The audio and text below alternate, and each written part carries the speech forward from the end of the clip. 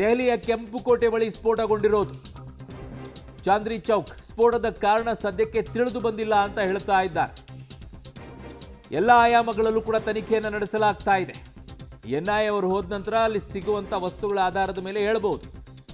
ಸದ್ಯದ ಪರಿಸ್ಥಿತಿಯಲ್ಲಿ ಘಟನೆಗೆ ಕಾರಣ ಏನು ಅಂತ ಗೊತ್ತಾಗಿಲ್ಲ. ತನಿಖೆಯ ನಂತರವೇ ಕಾರಣ ಗೊತ್ತಾಗಲಿದೆ ಅಂತ ದೆಹಲಿಯ ಸಿಆರ್ಪಿಎಫ್ನ ಡಿಐಜಿ ಮಾಹಿತಿಯನ್ನ ಕೊಟ್ಟಿದ್ದಾರೆ. ದೆಹಲಿಯ ಕೆಂಪುಕೋಟೆ ಬಳಿ ಸ್ಫೋಟವಾಗಿರೋ ವಿಚಾರದಲ್ಲಿ ಏನಿದು ಅಂತ ಕೇಳಿದಾಗ ಏನು ಕಾರಣ ಅಂತ ಗೊತ್ತಾಗಿಲ್ಲ ಅಂತ ಹೇಳಿದ್ದಾರೆ. ಅದೆಲ್ಲವೂ ಕೂಡ ಗೊತ್ತಾಗುವಂಥದ್ದು ತನಿಖೆಯ ನಂತರ. ಈ ಸ್ಫೋಟಕ್ಕೆ ಕಾರಣ ಏನು ಎತ್ತ ಅಂತ ಗೊತ್ತಾಗತ್ತೆ.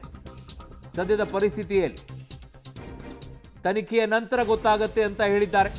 ಸೊ ಎನ್ಐಎ ಅವರು ಸ್ಥಳಕ್ಕೆ ಹೋದ ನಂತರ ಅಲ್ಲಿ ಸಿಗುವಂಥ ವಸ್ತುಗಳ ಆಧಾರದ ಮೇಲೆ ಇದು ತೀವ್ರತೆ ಏನು, ಯಾವುದರಿಂದ ಸ್ಫೋಟ ಆಗಿದೆ ಅನ್ನುವಂಥದ್ದಂತೂ ಸ್ಪಷ್ಟವಾಗಿ ಗೊತ್ತಾಗುತ್ತೆ. ಅದಕ್ಕಿಂತಲೂ ಮುಂಚಿತವಾಗಿಯೇ ಅಗ್ನಿಶಾಮಕ ದಳದವರು ಕೂಡ ಇನ್ನೂ ಬ್ರಿಲಿಯಂಟ್ ಆಗೇ ಇರ್ತಾರೆ. ಕಾರಣ ಬೆಂಕಿಗೆ ಕಾರಣ ಏನು, ಬ್ಲಾಸ್ಟಿಗೆ ಕಾರಣ ಅಂತ ಅವ್ರಿಗೂ ಗೊತ್ತಾಗುತ್ತೆ.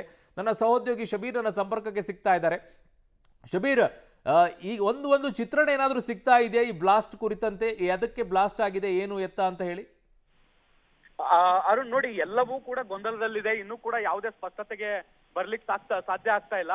ಆದ್ರೆ ಎಲ್ಲ ಹಿರಿಯ ಅಧಿಕಾರಿಗಳೆಲ್ಲರೂ ಕೂಡ ಸ್ಥಳಕ್ಕೆ ದೌಡಾಯಿಸುವಂತ ಕೆಲಸವನ್ನ ಮಾಡ್ತಾ ಇದ್ದಾರೆ. ಅದಾದ ಬಳಿಕ, ಪರಿಶೀಲನೆ ಆದ ಬಳಿಕ ಇದು ಯಾವ ರೀತಿಯಾದಂತ ಸ್ಫೋಟ ಅನ್ನುವಂಥದ್ದು ನಿರ್ಧಾರ ಆಗುತ್ತೆ. ಸ್ಥಳಕ್ಕೆ FSL ಟೀಮ್ ಕೂಡ ಬರ್ಬೇಕು, ಬಾಂಬ್ ನಿಷ್ಕ್ರಿಯ ದಳ ಕೂಡ ಬರ್ಬೇಕು. ಅವರೆಲ್ಲರೂ ಕೂಡ ಪರಿಶೀಲನೆ ಮಾಡಿದ ಬಳಿಕ ಇದು ಯಾವ ರೀತಿಯಾದಂತ ಸ್ಫೋಟ ಅನ್ನುವಂತ ಅಂತಿಮ ತೀರ್ಮಾನಕ್ಕೆ ಬರಲಾಗತ್ತೆ.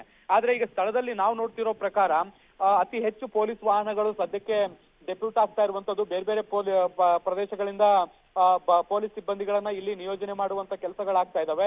ಮತ್ತೆ ಸಂಪೂರ್ಣವಾಗಿ ಸುತ್ತಮುತ್ತಲಿನ ಪ್ರದೇಶ ಟ್ರಾಫಿಕ್ ಜಾಮ್ ಆಗಿದೆ. ಡೈವರ್ಟ್ ಮಾಡುವಂತ ಕೆಲಸಗಳನ್ನ ಕೂಡ ಮಾಡ್ಲಾಗ್ತಾ ಇದೆ. ರೆಡ್ ಫೋರ್ಟ್ ಗೆ ಸಂಪರ್ಕಿಸುವ ಎಲ್ಲಾ ರಸ್ತೆಗಳನ್ನ ಕೂಡ ಸದ್ಯಕ್ಕೆ ಬಂದ್ ಮಾಡ್ಲಾಗ್ತಾ ಇದೆ. ಸದ್ಯಕ್ಕೆ ನಡೀತಾ ಇರುವಂತದ್ದು ಬೆಂಕಿ ನಂದಿಸುವ ಕಾರ್ಯ.